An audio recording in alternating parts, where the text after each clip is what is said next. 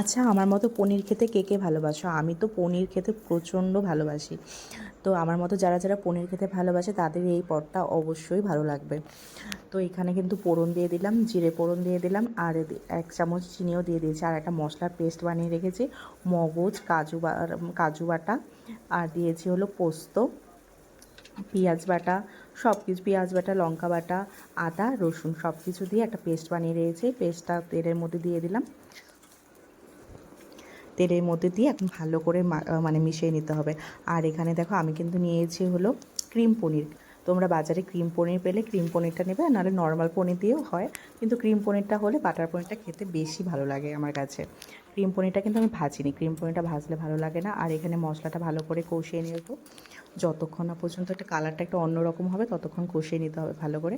আর হালকা আমি গরম জল অ্যাড করেছি এটার মধ্যে, আর অল্প একটু দুধও দেবো, দুধ দিলে একটু ভালো লাগবে খেতে। আর তোমাদের কাছে যদি মালাই থাকে তাহলে মালাই দিতে পারো।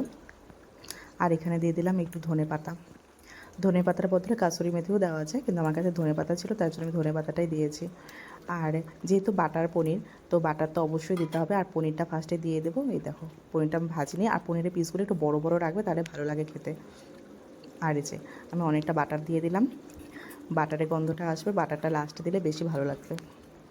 আর বাটারটা দিয়ে মিশিয়ে নিলেই রেডি আমার বাটার পনির।